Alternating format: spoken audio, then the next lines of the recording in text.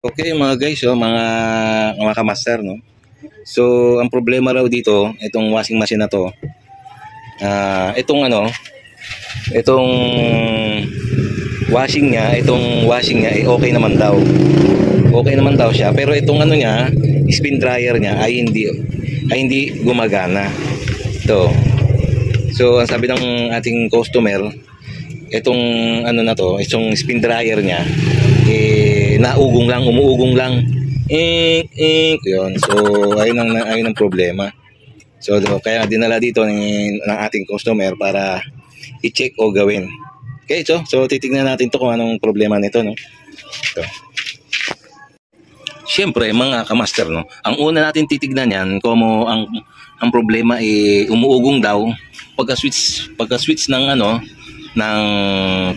switch niya diyan sa taas, naugong lang. So, ang gagawin natin, siyempre, direct to the point na tayo, no?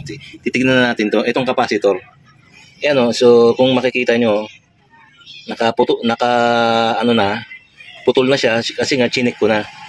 So, para papakita ko sa inyo kung anong problema, no? Ito na mga kamaster, no?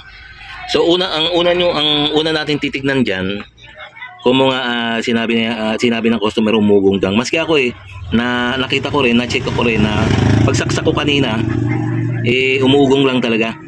Umugong lang. Pagka-switch ko ng switch niya, umugong lang. Okay lang. So, titignan natin. Direct to the point na tayo sa capacitor. Okay, no? So, tignan nyo. Ayan i-check natin capacitor. So, ito, naka-ready na. Oh. So, titignan natin yung kanyang microfarad kung tama pa, okay? Kasi ang spin dryer microfarad niya ay 4.5 microfarad, ha? So dapat tumama sa 4.5, okay?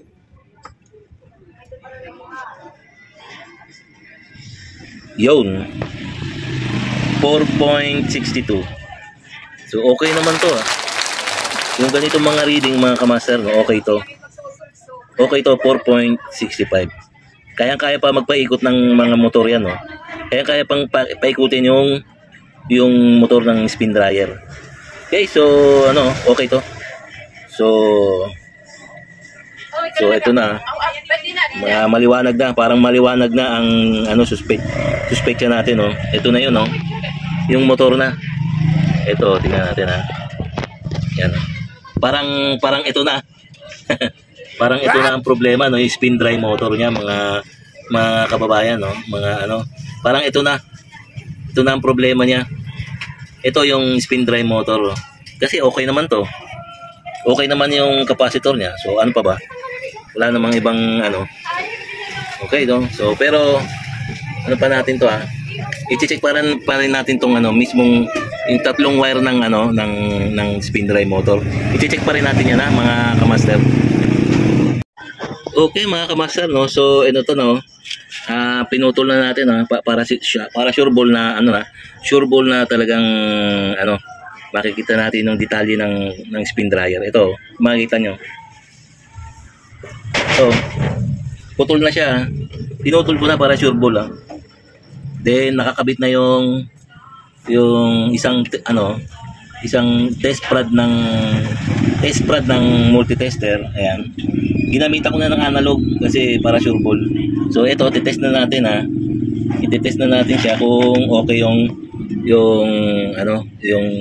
spin dry motor niya. Okay, no? So lagay na natin kaagad sa times 100, mga kamaster. Okay, times 100, ha.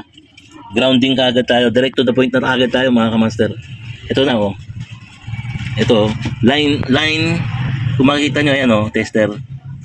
Line to ground tayo, ah. Doon mismo sa ground, ah. Dito sa body ng motor. Yun, ito sa tornilyo, yan. Yun, oh. Ayan, oh, gumalaw, oh. Gumalaw siya, oh. May konting ground. Tatanggalin ko, mga kamaster, ah. Oh, yan, oh, yan, ah. Nakatanggal yan, ah. Yun, oh, ayan, tanggal siya. Ayan, oh. Tanggal, ah. Ngayon, babalik ko ulit, ah. Sa tornilyo mismo, ah. Yun, sa tornilyo, ididikit ko. Tapos, gumalaw. Diba? Tatanggalin ko. Yun, Tapos, didikit ko ulit. Oh, yun, maliwanag na mga kamaster. Kaya pala hindi umiikot ang spin drive motor kasi nga grounded na siya. Okay, so paano natin masabi? Maliwanag pa sa sikat ng araw, oh. Ang capacitor niya okay naman. 4.5 ang kanyang ang kanyang capacitor, pero nasukat natin sa 4 mahigit. So okay pa 'yon. So nagtataka tayo kung bakit ayaw umikot. So ayun, tinignan nga natin itong spin drive motor. Ayun, sa full na. Okay no, mga kamaster. Okay, maliwanag pa sa tubig kanal. Spin drive motor. Okay, grounded na siya. Okay. So gano'n lang magpag-check ng isang washing machine. Very basic lang 'to, mga kamaster. Basic. Okay. So sana may natutunan kayo, no. Kasimpleng bagay lang 'to, na. Kasimpleng bagay, lalo sa mga nagdi-DIY. Okay, no? Kung nagustuhan niyo 'to, no, itong ganitong mga technique. Okay, no? So please paki-subscribe and like na lang ating YouTube channel bago tayo magtapos. Okay, no? Okay na. Sureball na 'to. Spin drive motor grounded kaya ayaw umandar. Okay, no?